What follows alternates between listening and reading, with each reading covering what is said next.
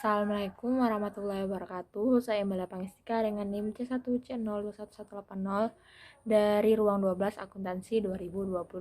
Di sini saya akan mempresentasikan hasil makalah saya. Yang pertama, cara dan sistem pemungutan pajak. Dibagi 4, yaitu 1. Official Assessment System adalah suatu sistem pemungutan yang memberi wewenang kepada pemerintah atau fiskus untuk menentukan besarnya pajak yang terutang oleh wajib pajak. Ciri-cirinya: A. Wewenang untuk menentukan besarnya pajak terutang ada pada fiskus. Yang kedua, wajib pajak bersifat pasif. Yang ketiga, utang pajak timbul setelah dikeluarkan surat ketetapan pajak oleh fiskus. Kemudian ada Semi Self Assessment System. Sistem ini merupakan sistem pemungutan pajak di mana wewenang untuk menentukan besarnya pajak ada pada dua pihak, yaitu fiskus dan wajib pajak. Pada awal tahun, wajib pajak menaksir hutang pajaknya yang terutang lalu disetorkan kepada fiskus. Selanjutnya, pada akhir tahun, fiskus akan menentukan pajak sesungguhnya terutang. Kemudian ada Full Self-Assessment System. Sistem ini merupakan sistem pemungutan pajak di mana wajib pajak menentukan sendiri jumlah pajak terhutang sesuai dengan ketentuan peraturan perundang-undangan perpajakan. Dalam sistem ini, fiskus bersifat pasif atau kecuali wajib pajak menyalahi peraturan yang berlaku.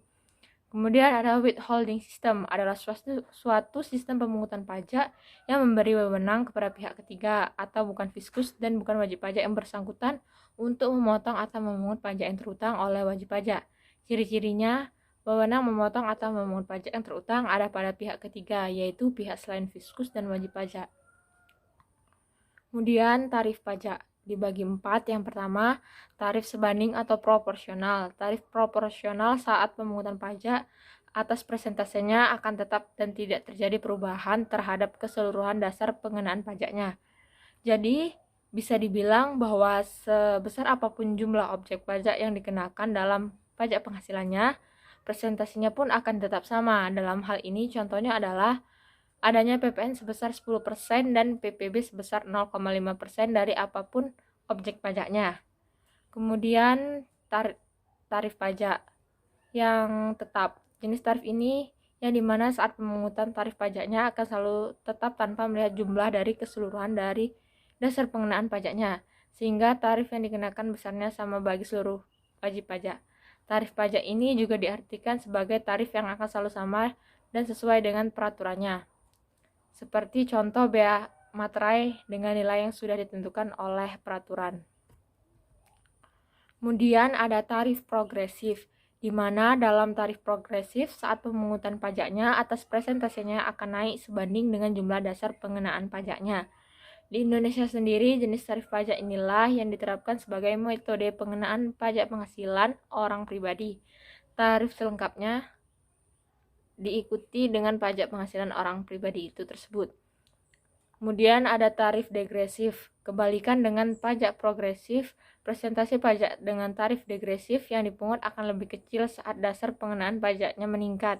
Dengan kata lain, presentasi akan tarif pajak akan semakin rendah atau menurun ketika dasar pengenaan pajaknya semakin besar. Dalam praktik perundang-undangan Indonesia, tarif degresif tidak pernah diimplementasikan. Kemudian fungsi pajak. Yang pertama, fungsi budgeter.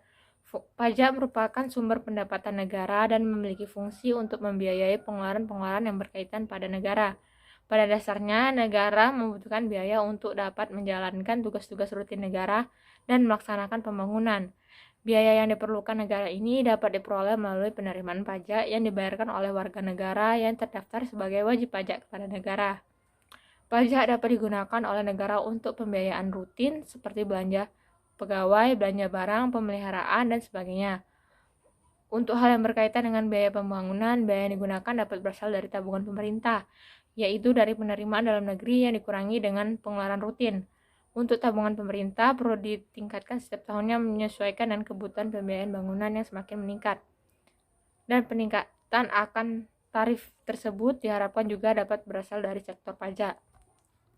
Yang terakhir, fungsi reguler. Fungsi pajak reguler atau mengatur adalah pajak yang berfungsi sebagai alat untuk mengatur dan melaksanakan kebijakan pemerintah dalam bidang sosial dan ekonomi. Sebagai contoh, yaitu tarif pajak untuk ekspor sebesar 0% untuk mendorong ekspor produk Indonesia di pasaran dunia.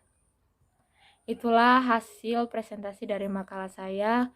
Kurang lebihnya mohon maaf. Sekian, terima kasih. Wassalamualaikum warahmatullahi wabarakatuh.